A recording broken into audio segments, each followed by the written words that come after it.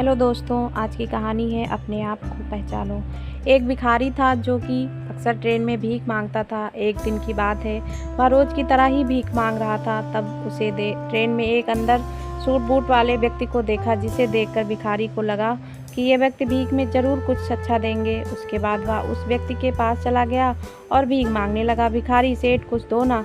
सेठ, तुम कौन हो? भिखारी, जी मैं एक भिखारी हूँ, मुझे कुछ दो ना।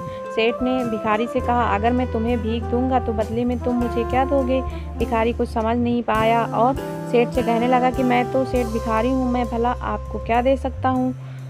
सेठ ने कहा, भाई मैं तो व्यापारी हूँ, मैं तो तब तक किसी को कुछ नहीं देता जब तक उसके बदले में मुझे कुछ ना मिले। उसके बाद सेठ का स्टेशन आ गया और वह उतर गया, लेकिन उसकी कही हुई बातों से भिखारी सोच में पड़ गया और सोचने लगा कि क्या इसीलिए उसे भीख कम मिलती है, क्योंकि वह भीख के बदले लोगों को कुछ दे नहीं पाता। लेकिन मैं तो भिखारी हूँ, मैं आखिर किसी को क्या दे सकता हूँ। भिखारी यही बात सोच सोच कर बहुत परेशान था। तभी उसने देखा कि उसके आसपास काफ़ी सुंदर फूल लगे हुए हैं। उसे आइडिया आया कि क्यों ना भीख के बदले लोगों को फूल दिए जाएं। अगले दिन से भिखारी ने भूख के बदले लोगों को फूल देना शुरू कर दिया। जिससे खुश होकर भिखारी को भीख में इजाफा होने लगा। एक दिन उसे फिर से वही सेठ ट्रेन में दिखाई दिया और वह उस सेठ के पास गया और सेठ से कहा कि सेठ, आज मेरे पास आपको देने के लिए कुछ है। तो उसने सेठ को वो सुंदर फूल दिए। सेठ को वो बहुत पसंद आए, जिससे खुश होकर सेठ ने भिखारी को कुछ पैसे दिए और कहा कि अब तुम मेरी तरह व्यापारी बन गए हो। ऐसा कहकर सेठ अपने स्टेशन पर उतर गया, लेकिन सेठ की कही बातों को भिखारी समझ नहीं पा रहा था। एक बार फिर भिखारी के दिमाग में बहुत सारे सवाल दौड़ने लग गए थे। उसके बाद वह भिखारी स्टेशन पर कभी दिखाई नहीं दिया। काफ़ी दिन बीत गए। तकरीबन 1 साल बाद दो व्यक्ति सूट बूट में आमने सामने बैठे हुए थे।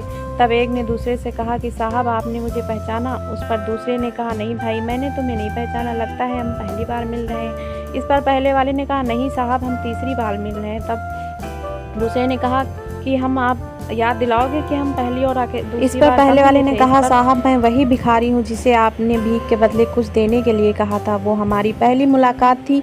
दूसरी बार आपने मुझसे कहा था कि मैं जो भी भीख के बदले फूल दे रहा हूँ, इससे मैं आपकी तरह व्यापारी बन गया हूँ। आपकी वही बातें मेरे दिल में घर कर गई और मैंने खुद से सवाल किया कि आखिर कब तक मैं भिखारी बना रहूँगा। उसके बाद मैं अब आप फूलों का बड़ा व्यापारी बन गया हूँ और आज मैं अपने व्यापार के सिलसिले में ही शहर जा रहा हूँ। यह बात शायद मुझे कभी समझ ना आती, लेकिन आपके द्वारा बोले गए शब्दों ने मुझे समझाया दिया कि अब मैं जान गया हूँ कि मैं कौन हूँ। जिसका नतीजा यह निकला कि मैं फूलों का बहुत बड़ा व्यापारी बन गया हूँ। आपने मुझे पहली मुलाकात में प्रकृति का नियम समझाया कि हमें तभी कुछ मिलता है जब हम कुछ देते हैं। लेन देन के नियम जो आपने मुझे समझाए, ये सच में काम करता है, लेकिन उसके बाद मैं खुद को हमेशा भिखारी ही समझता रहता हूँ। अगर आपने मुझे दूसरी मुलाकात में ये ना एहसास दिलाया होता कि मैं एक व्यापारी हूँ। भारतीय ऋषि मुनियों ने इसीलिए स्वयं को जानने पर सबसे ज़्यादा जोर दिया है। कहा है, स्वयं स्यो हम।